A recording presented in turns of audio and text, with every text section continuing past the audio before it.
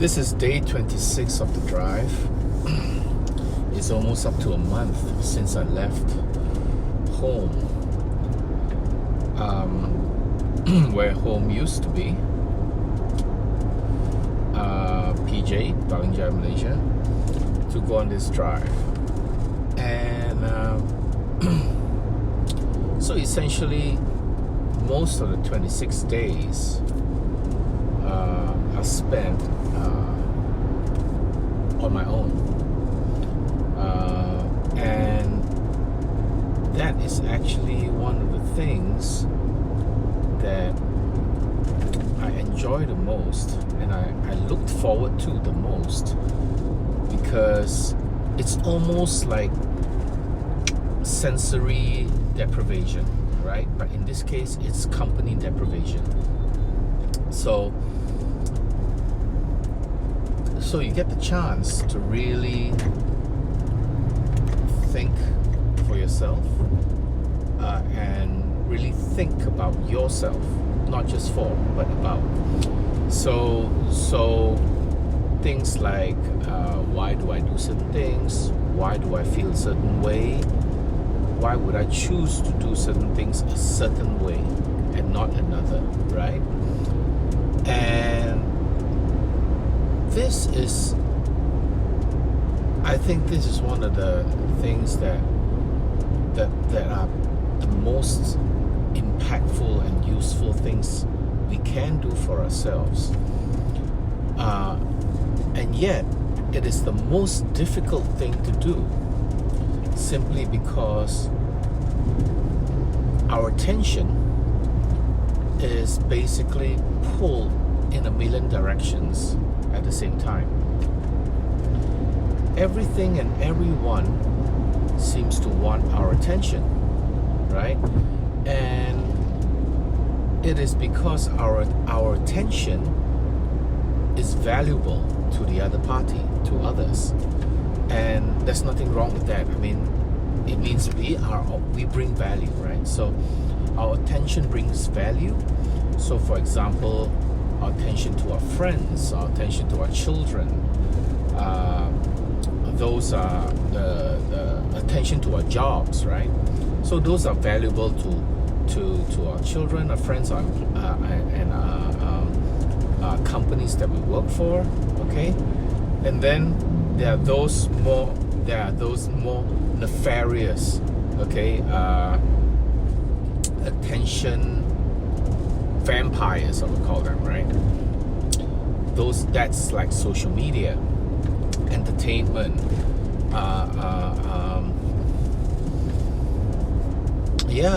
and things that basically take our attention, and it's beneficial to them in another way, right? So they make money out of it and all that, and which is what business is. But my point is this: we ourselves need attention too. The attention that we give to others is beneficial to them, and the same way, the attention that we give ourselves when we do give ourselves is beneficial to us, right? To understand ourselves better, to ask ourselves what we really want. Do we really want to eat another piece of fried chicken, for example? Do we really want to be stressed out all the time? Do we really want to be finding new ways to distract ourselves, which can be like food, sex, drugs, or anything?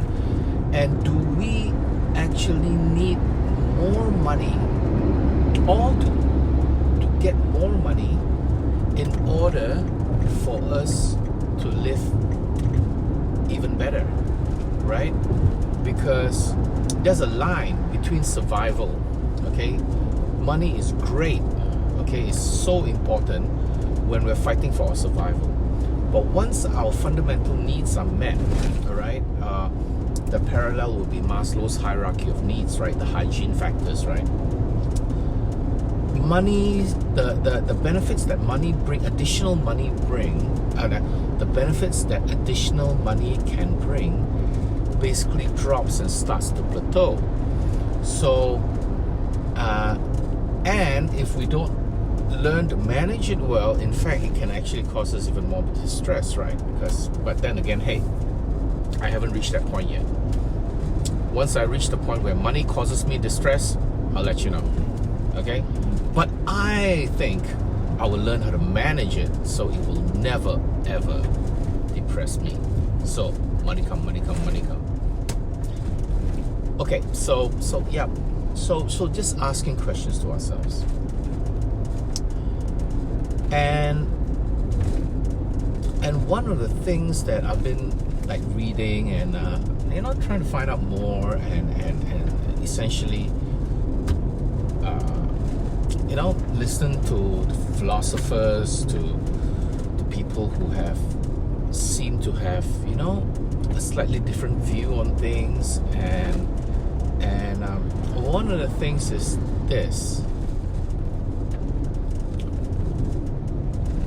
when we don't pay attention to ourselves and we constantly get distracted, essentially sometimes it gets so hard to even face ourselves that we are always looking for something to escape. We are looking for a pleasurable escape that will take us away to basically make us ignore further or forget the other stuff that we ourselves are telling us ourselves, right? So I mean, like if we think like, am I doing the right thing? Am I doing what I love? Am I being an asshole? We don't want to think like that. Or am I letting other people treat me, a certain way that I don't want to be treated? And we don't want to think about that and answer those questions. So let's look for a distraction, right? So that's where binging comes into play, addiction comes into play, because it's always escaping. And there was one of the questions that I think was hinted, to me when I first shared about this trip. It was a hint that maybe I'm doing this to escape. And what am I escaping from, right?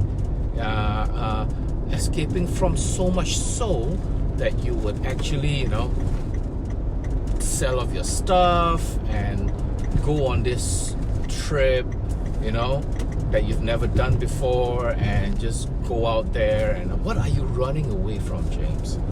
I mean, blah, blah, blah, right?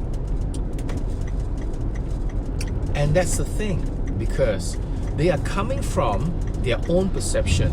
And I understand that, because the only reason they would do something like this would be to run away from something, to escape, because that's what we usually do. We find something to do so we don't have to face ourselves.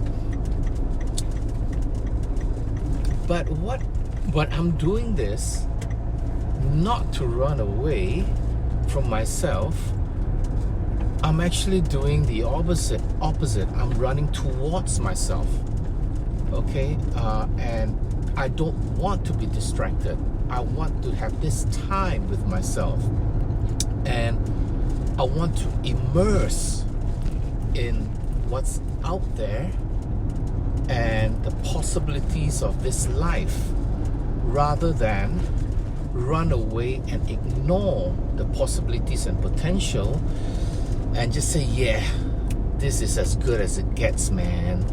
There's nothing else, I can't do this, I can't do that, and just bitch, complain, or even if we don't, just keep it in ourselves, like, oh, everything's fine and dandy, let's get the new Ferrari, shall we? But inside, it's like, dude, it's like, oh, yeah, man, that dopamine hit from the new Ferrari will last, quite a while, I think. Especially when, people are checking you out or your friends are telling you, like, whoa, but it's that temporary hit. It's like taking a drug, right? Like, okay, I'm cool, you know. But it's so when you come down, when we come down, we need the next hit. And so, and all the while, I guess, it's in a way a self-protective mechanism, because we don't want to ask, deal with, and really get to know who we really are, our faults and all, you know. Maybe there are some regrets. We could have done certain things that we didn't do, or we could have had painful episodes, you know, and we don't want to deal with them. We just want to ignore it, put it under the carpet, and just la la la, you know, shine all the neon lights on it, and psh, psh, psh, and just not look at it. So yeah, which I think doesn't work. It doesn't work.